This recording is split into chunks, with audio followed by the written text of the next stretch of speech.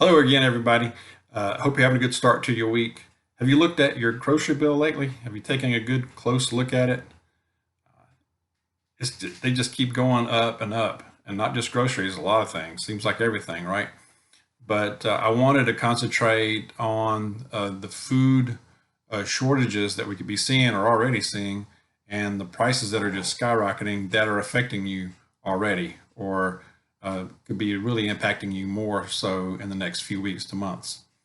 The first one is meat in general, but from what I'm researching here, it really zeroed down on chicken. You may have heard this, but apparently there's a chicken shortage. At first, it talked about chicken wings, but then chicken in general.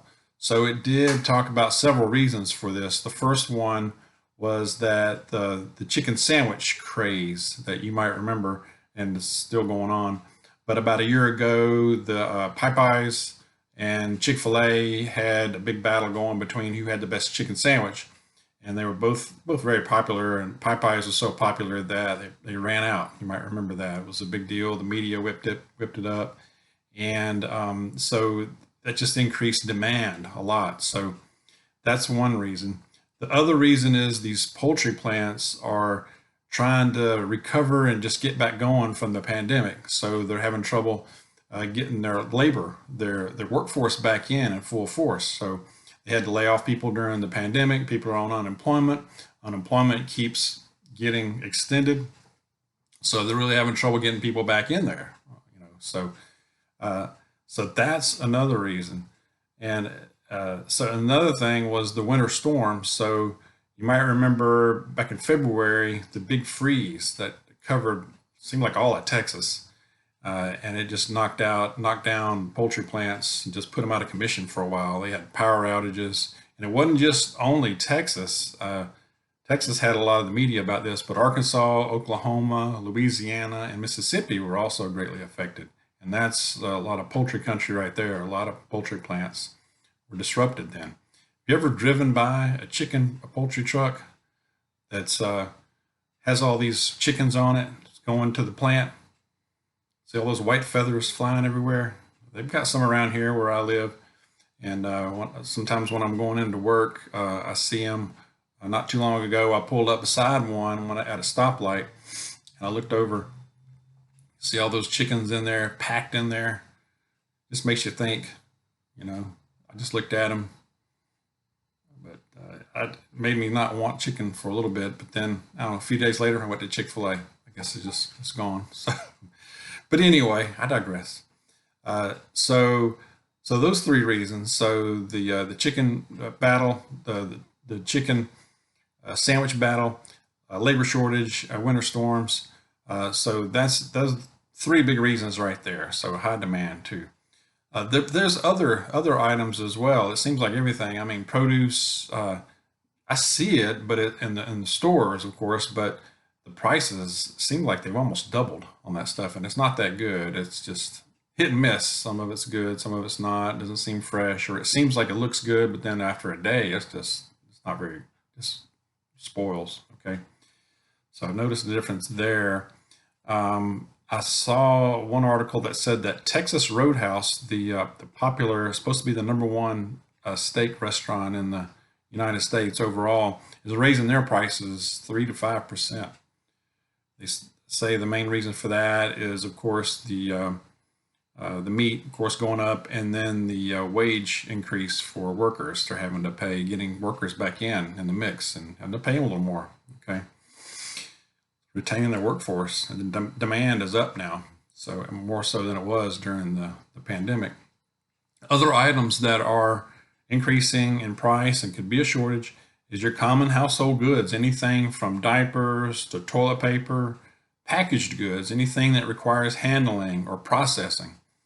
And then I saw also where General Mills, the big cereal maker, one of the big ones, is also raising their prices, and they're citing the cost of raw materials going up as one reason. So what's going to get passed on to the consumer, the customer, you and I. I know there was one of the articles I read. It said, quoted the General Mills CEO, he said, as we look at fourth quarter, we really believe that our sales, both in terms of pounds and pricing, is going to be higher than it was pre-pandemic even. We're seeing inflation, and it's broad-based across commodities, across logistics, across things like aluminum and steel. So whenever you see this kind of broad-based inflation and it's global, then you're going to realize we need to, it's impact on net pricing. So he mentioned several interesting things there about the raw materials. So also sodas, like it's, I did Coca-Cola Company raising their prices. So Coke products didn't say how much they were increasing. It didn't give a figure from what I read. But the soda and the juices, also winemakers, there's been an increase in demand for that.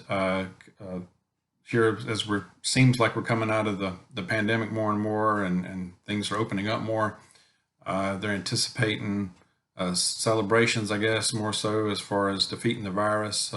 And also, people have been working from home more or staying home more often. So that's the reasons they gave for that.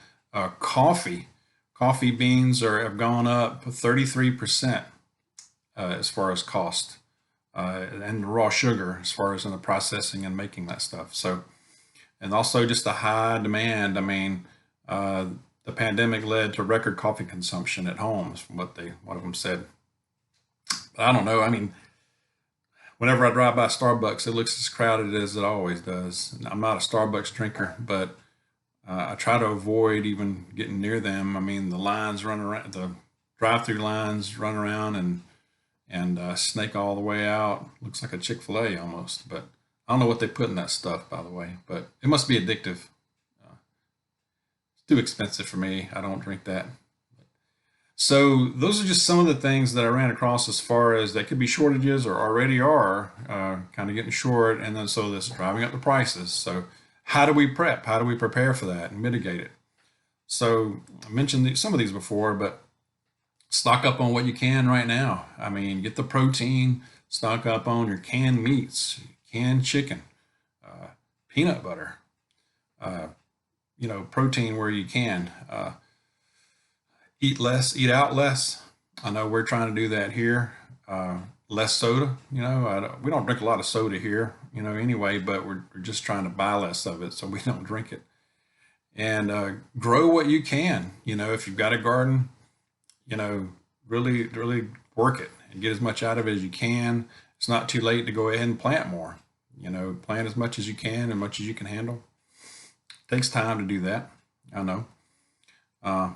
One other note, it said as far as another thing affecting meat and beef too, really all meat, as far as the pricing and of that going up, is it mentioned that grain prices are going up a lot. And so what that's doing is that, and soybean meal is 40% higher on cost, that commodity. And grain, like I said, is going way up. So that's squeezing the farmers who are rearing the pigs, poultry, and cattle. So just passing that cost on down, right?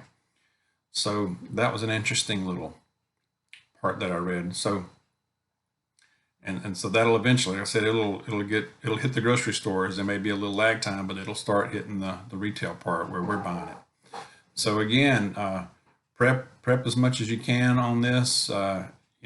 Shop, clip coupons, be as frugal as possible. But you have to live, right? So anyway, I wanted to just pass this on to you guys. Let me know what you're seeing out there. If you're seeing the same thing, if you've noticed a big price increase, or just in the last couple of weeks, or just the last week, or are you seeing some things running low out there where you are? I'd like to get your feedback. I'd appreciate it.